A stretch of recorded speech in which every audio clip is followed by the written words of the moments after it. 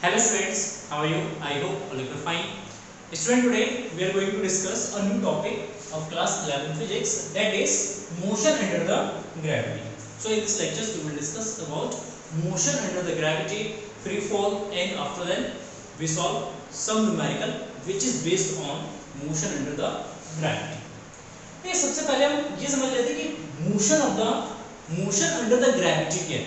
तो इसके लिए टर्म्स हम यूज करते हैं free fall, that is known as free fall.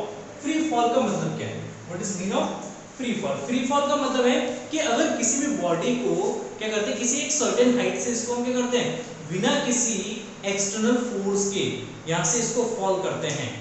जैसे ये मार्कर है इस हाइट पे, यहां से मैं क्या करता हूं, उसको छोड़ देता हूं बिना कोई फोर्स अप्लाई किए, ठीक है। तो यहां से अगर कोई भी बॉडी किसी सर्टेन हाइट से अर्थ के ग्रेविटेशनल फोर्स के अंडर अगर मूव करता है, मतलब इसमें जैसे लेट अस सपोज कि ये अर्थ सरफेस हो गया, ठीक है। किसी एक सर्टेन हाइट से किसी एक ऑब्जेक्ट को, एक certain height let us suppose h height पे है, यहां पे ये बॉडी जो है इनिशियली रेस्ट पर है और इस पे किसी तरीके का कोई भी एक्सटर्नल फोर्स अप्लाई नहीं करते हैं, इसमें कोई भी एक्सटर्नल फोर्स अप्लाई नहीं करेगी, इस पे ओनली एक ही फोर्स एक्ट करेगा, that is gravitational force mg। मतलब अगर कोई भी बॉडी ओनली mg फोर्स के अंदर मूव करता है और किसी सर्टेन हाइट से अर्थ के सरफेस की तरफ अगर फॉल करता है तो उस बॉडी के मोशन को कहते हैं फ्री फॉल। क्या कहते हैं? Free fall. The motion of a body, इसको डिफाइन करेंगे, the motion of a body,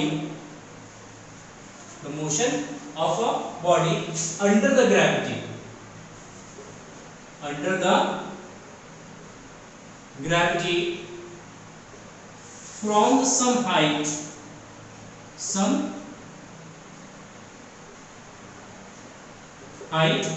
towards the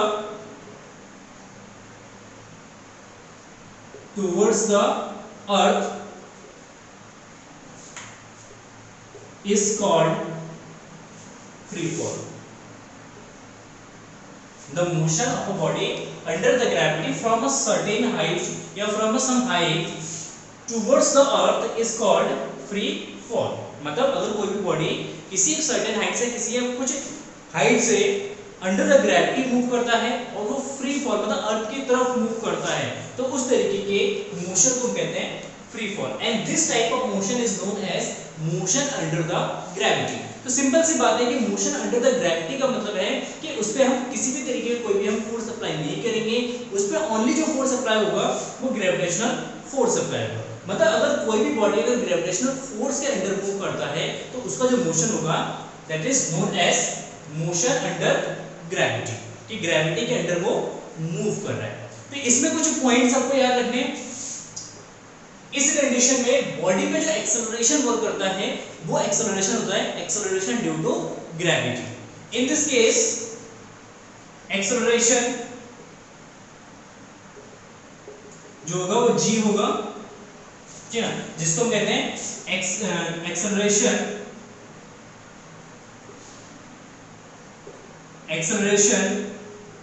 due to gravity, acceleration due to gravity, और we know that the value of g is equal to 9.8 metre पर second square, and sometime जो है g का value जो है ले लेते हैं 10 मीटर पर सेकंड स्क्वायर, ये हम कंसीडर कर लेते हैं, ठीक है। अब यहाँ पे अगर कोई भी बॉडी ग्रेविटी के अंडर मूव कर रहा है तो उसकी इक्वेशन ऑफ मोशन क्या होंगे? Equation of motion under the gravity. अगर कोई भी बॉडी ग्रेविटी के अंडर मूव करता है तो उसकी इक्वेशन ऑफ मोशन सेम होंगे।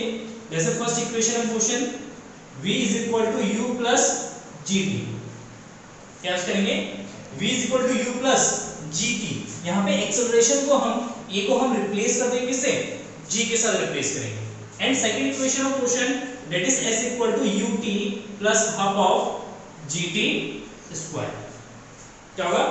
सेकंड इक्वेशन ऑफ मोशन में भी हम एक्सेलरेशन को हम किससे रिप्लेस करेंगे? g से, और s को हम रिप्लेस कर देंगे हाइट से, क्योंकि इसमें हम बेसिकली किसकी बात करेंगे? हाइट की बात करेंगे, ठीक है ना। यहाँ पे एस को हम एच से रिप्लेस कर देंगे and third equation of motion हो जाएगा आपका v square is equal to u square plus 2gh। यहाँ पे सेम एक्सेलरेशन को g से रिप्लेस करेंगे एंड डिस्प्लेसमेंट को हाइट से रिप्लेस करेंगे and that is equal to v square is equal to u square plus 2gh। This is third equation of motion. अब इसमें आपको कुछ पॉइंट्स याद रखने हैं, you have to remember some points. One is if a body move upward, motion कैसा है, upward है, ठीक ना। मतलब कोई भी बॉडी अपवर्ड डायरेक्शन में मतलब ऊपर की दिशा में मूव कर रहा है। अगर लेट सपोज ये कोई बॉडी है और इसका जो मोशन वो कहाँ है, ऊपर है, वेलोसिटी जो है अपवर्ड डायरेक्शन में है, ठीक है। इस कंडीशन में इस बॉडी का जो एक्सेलरेशन होगा वो वर्क करेगा डाउनवर्ड डायरेक्शन में, क्योंकि ग्रेविटी हमेशा उसको क्या खींचेगा, नीचे की तरफ। फोर्स कहां लगेगा इस पे, इसका फोर्स होगा डाउनवर्ड डायरेक्शन में mg, और जिस डायरेक्शन में फोर्स होगा एक्सेलरेशन भी उसी डायरेक्शन में होगा। यहाँ पे बॉडी का जो होगा रिटार्डेशन होगा। तो अगर कोई भी बॉडी अपवर्ड डायरेक्शन में मूव करता है तो उस कंडीशन में एक्सेलरेशन को हम लेते हैं minus of g। So in this condition acceleration जो a होगा वो माइनस ऑफ g कंसीडर करेंगे इस कंडीशन में। तो इस कंडीशन में अगर माइनस ऑफ g कंसीडर करते हैं, इस वाले इक्वेशन में g का वैल्यू सब्स्टिट्यूट करते हैं, then we find first equation जो होगा वो u minus gt, second equation होगा h is equal to ut minus half of gt square, and third equation will be v square is equal to u square minus half of gt square, ठीक है।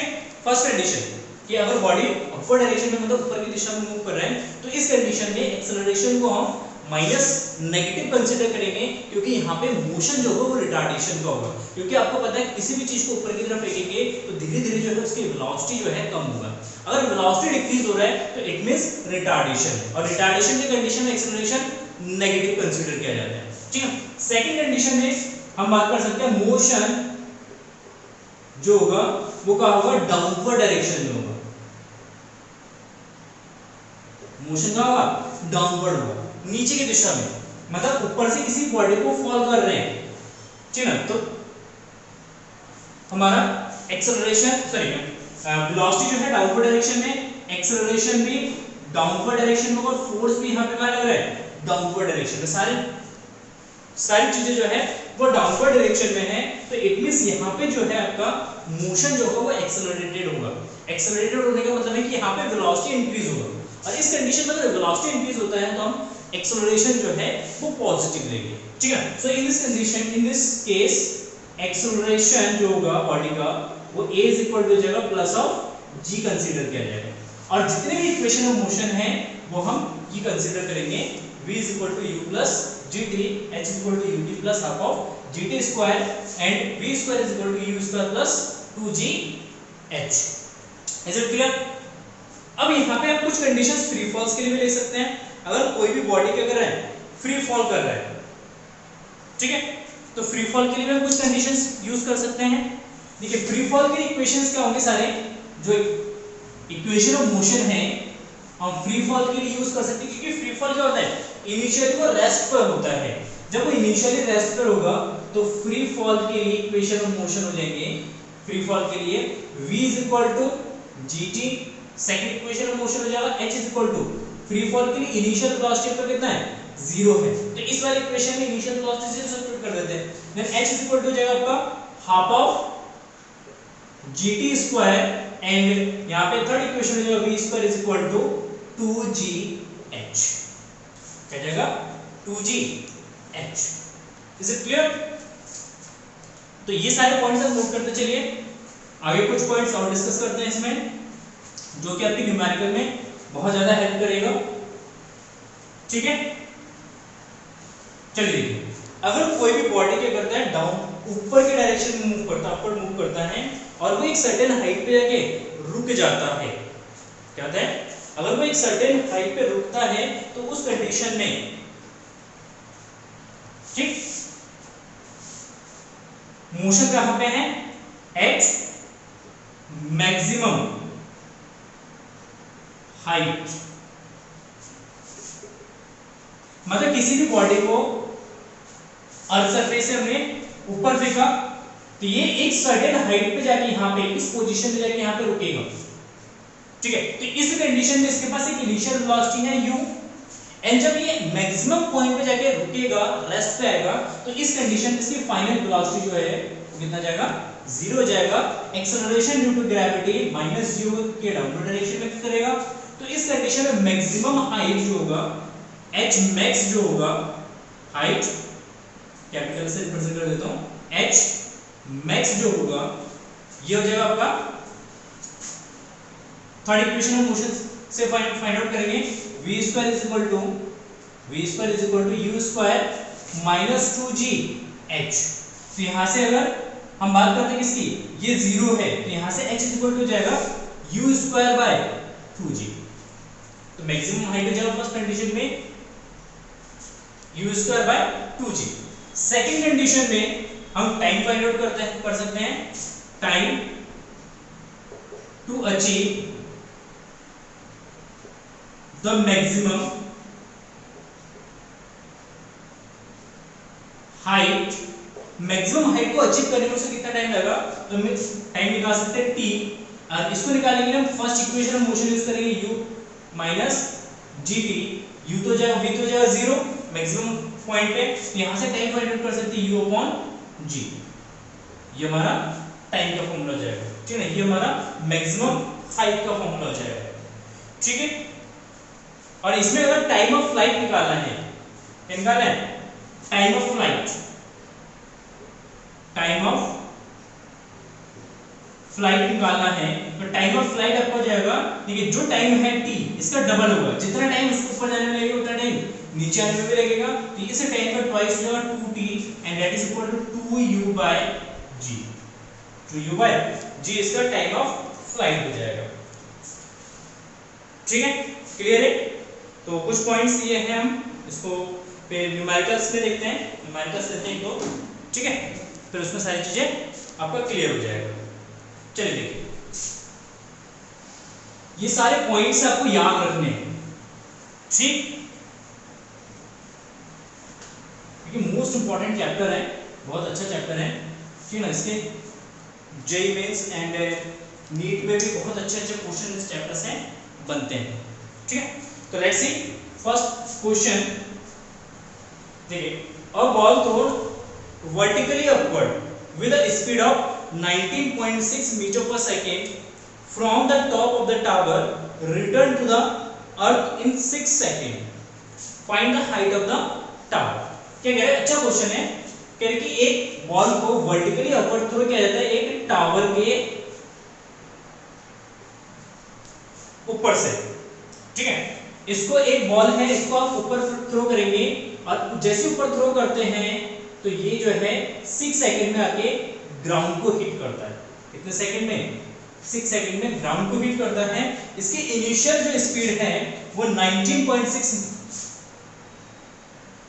Initial speed या velocity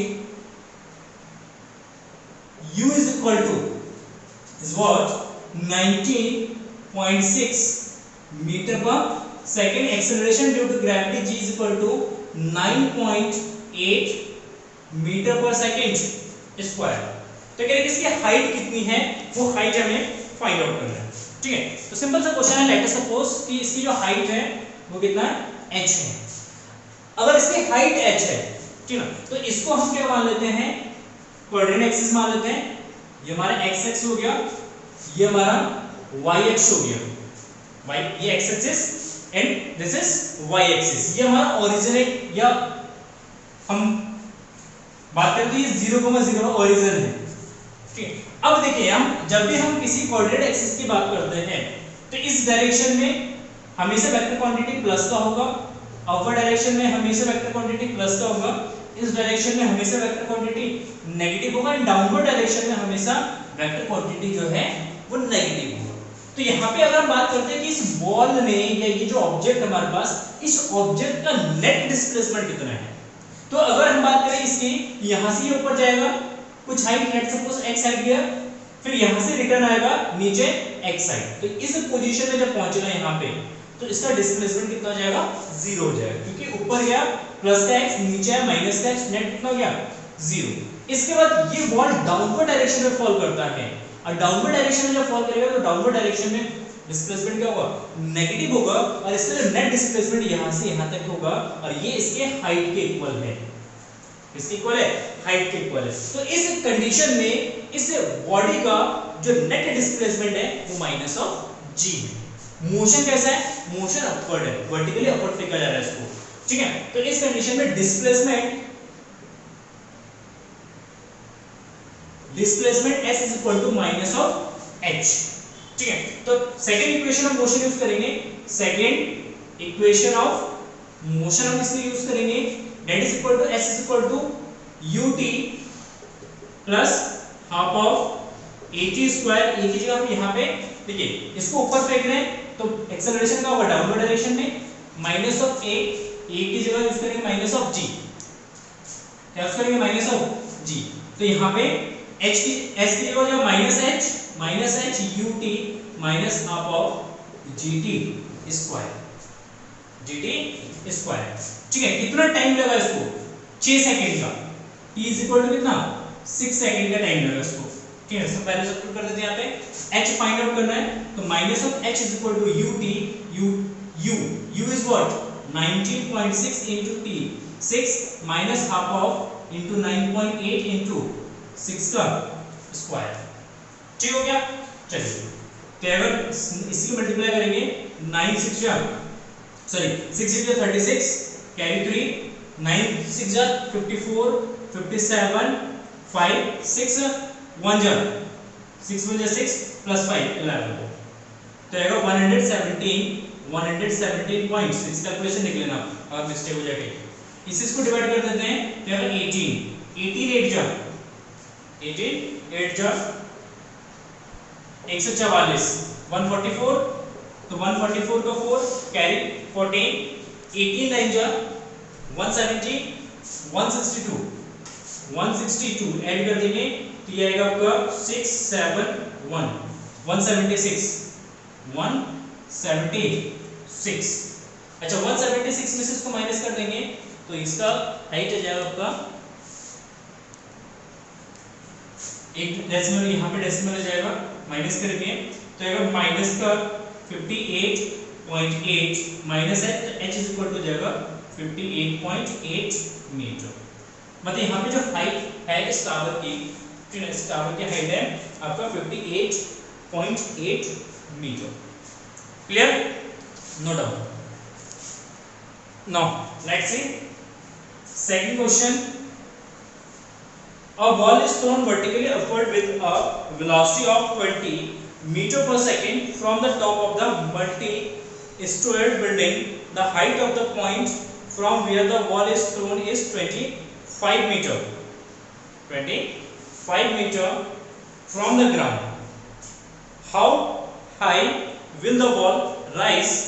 How long will it before the ball hit the ground and trace the trajectory of the ball?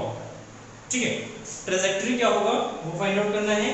तो simple सी बात है, सबसे पहले एक बॉल को जो है एक सर्टेन किसी बिल्डिंग के ऊपर से थ्रो किया जाता है। लेट अस सपोज एक बिल्डिंग है, ठीक है ना, इस बिल्डिंग के ऊपर से एक बॉल को थ्रो किया जाता है ऊपर, और कुछ इस तरीके से इसका ट्रेजेक्टरी होगा। वर्टिकली फेंकेंगे तो वर्टिकली आएगा इस तरीके से, ठीक है। इसमें वेलोसिटी दे रखा है इसका,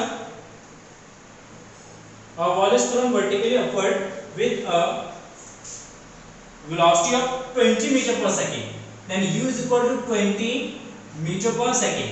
ऊपर फेंक रहे हैं वेलोसिटी नेगेटिव होगा, नीचे फेंकेंगे वेलोसिटी नेगेटिव होगा, ठीक है ना। From the top of the multi storeyed building the height of the point where the ball is thrown is 25। मतलब ये जो हाइट है जहां से बॉल को थ्रो किया जाता है ये 25 मीटर का है। तो height of building, height of building is equal to 25 metre, ठीक है। चलिए बहुत बढ़िया। अब इसमें हमसे ये पूछ रहा है कि अगर उसको ऊपर से फेंकते हैं तो कितना मीटर हाइट तक पहुंचेगा। लेट्स सपोज अगर यहाँ तक पहुंच रहे हैं, इस पॉइंट तक अगर पहुंच रहे हैं तो ये हाइट कितनी है। तो लेट्स सपोज ये हाइट कितना है h, ये हाइट फाइंड आउट करना है। इसके अलावा हमें टाइम फाइंड आउट करना है, मतलब कितने टाइम तक वो फ्लाई कर रहा है। How long will it before ball hit the ground, मतलब कितने टाइम तक वो हवा में रहा वो बताना, ट्रैजेक्टरी बताना। सिंपल सा क्वेश्चन है, ठीक है। देखिए सिंपल सा क्वेश्चन है। यहाँ पे हम सबसे पहले हाइट फाइंड आउट करते हैं। तो फर्स्ट कंडीशन में u is equal to and g is equal to -10 या 10 मीटर पर सेकेंड स्क्वायर, ठीक है। देखो यहाँ पे हाइट फाइंड आउट करेंगे तो हाइट ऑफ बॉल की जो हाइट होगा h is equal to that is equal to ut minus half of gt square. देखिए माइनस इसलिए यूज कर रहे हैं क्योंकि जो मोशन है वो कहाँ है, वो वर्टिकली अपवर्ड है। वर्टिकली क्या है, अपवर्ड है। एक्सेलरेशन कहाँ पर, डाउनवर्ड डायरेक्शन में। तो इसलिए इक्वेशन नेगेटिव में यूज करेंगे and that is equal to u is equal to 20 into time. कितना टाइम लगा उसको नहीं पता, ठीक है। तो सेकंड इक्वेशन ऑफ मोशन अपनी ही यूज कर सकते हैं, टाइम नहीं पता है तो हम यहाँ पे यूज करेंगे third equation of motion and third equation of motion is equal to v square is equal to u square minus 2gh। अब देखिए जब बॉडी मैक्सिमम हाइट पे पहुंचे यहाँ पे तो कुछ सेकंड के लिए रुकेगा, मतलब यहाँ पे फाइनल वेलोसिटी कितना होगा इसका, 0 हो जाएगा। तो यहाँ पे final velocity 0 and is equal to 20 का square minus 2 into 10 into h, ठीक। And h is equal to जाएगा 20 का स्क्वायर 400 बाय 20 डिवाइड कर देंगे, देगा 20 मीटर। कितना जाएगा, 20 मीटर। तो यहाँ पे हाइट जो हो गया उसका ये हो गया 20 मीटर। सेकंड कितने टाइम तक वो फ्लाई करा, कितने टाइम तक वो हवा में रहा, ठीक ना। तो इसके लिए हम यूज करेंगे second equation of motion use कर सकते हैं, ठीक। फर्स्ट इक्वेशन ऑफ मोशन निकालने के लिए फिर फाइनल वेलोसिटी चाहिए, आपने जो कि हमें नहीं पता है। हमें डिस्प्लेसमेंट पता है, अगर डिस्प्लेसमेंट पता है तो हम second equation of motion use कर सकते हैं। तो from second equation of motion time of flight निकालना है, second equation of motion use करेंगे s is equal to ut minus half of gt square. देखिए s इज इक्वल टू कितना 25, लेकिन 25 नेगेटिव पॉजिटिव डाउनवर्ड डायरेक्शन में है displacement, तो इसलिए s जो है ये जब माइनस का 25 and u is equal to 20 t minus half of 10 into t square, इसको डिवाइड करेंगे तो ये 5। तो इक्वेशन बनेगा आपका माइनस का 25 is equal to 20t minus का 5t स्क्वायर। इसको उठा के इधर फेंक दो, देखो 5t square plus sorry minus 20t और माइनस का 25 इज इक्वल टू 0। 5 से इक्वेशन को डिवाइड कर दो तो t स्क्वायर 4t माइनस का 5 इज इक्वल टू 0। 5 का फैक्टर बनाओ, 5 into 1 और 5 में से 4 को सब्ट्रैक्ट करेंगे तो बचेगा 4। 5 में से 1 सब्ट्रैक्ट करेंगे तो बचेगा 4। तो t स्क्वायर माइनस का 5t प्लस का t माइनस का 5 is equal to 0, t minus 5 and t plus 1 is equal to 0। तो t is equal to 5 and t is equal to minus 1 है। ये तो सॉल्व करना आता है आपको, ठीक है। तो t 5 हो जाएगा, t माइनस का 1 आ जाएगा। यहाँ पे अगर हम बात करें तो ये वाला जो कंडीशन है ये पॉसिबल है ही नहीं, क्योंकि टाइम कभी भी नेगेटिव में नहीं होता है। So t is equal to 5, time of flight कितना जाएगा इसका, t is equal to 5 second, मतलब 5 सेकंड बाद ये जो है ग्राउंड को आके हिट करेगा। एंड सेकंड थर्ड जो है इक्वेशन ऑफ ट्रैजेक्टरी, ट्रैजेक्टरी का मतलब होता है पाथ, ठीक ना। मतलब जिस पाथ पे ये मूव कर रहा है उसका इक्वेशन क्या होगा, तो पाथ थोड़ा सा क्या होगा, पैराबोलिक होगा, तो इसलिए क्वाड्रेटिक इक्वेशन आएगा। तो इसका इक्वेशन है y is equal to ut minus half of gt square, ठीक है। ये इसका ट्रैजेक्टरी का इक्वेशन हो जाएगा, जो इसका डिस्प्लेसमेंट इक्वेशन है बेसिकली वही इसका ट्रैजेक्टरी इक्वेशन है, ठीक है। क्लियर है, सिंपल क्वेश्चन है, दो थोड़ा सा प्रैक्टिस के लिए लिया था। नेक्स्ट लेक्चर्स में हम डिस्कस करेंगे बहुत सारे न्यूमेरिकल्स, जिसमें आपके जितने भी कॉन्सेप्ट है सारे कॉन्सेप्ट क्लियर हो जाएंगे। आई होप आपको ये वीडियो समझ में आया होगा। अगर समझ में आया तो प्लीज वीडियो को लाइक कर दीजिए और फिर मिलते हैं नेक्स्ट वीडियो में। तब तक के लिए जय हिंद, जय भारत।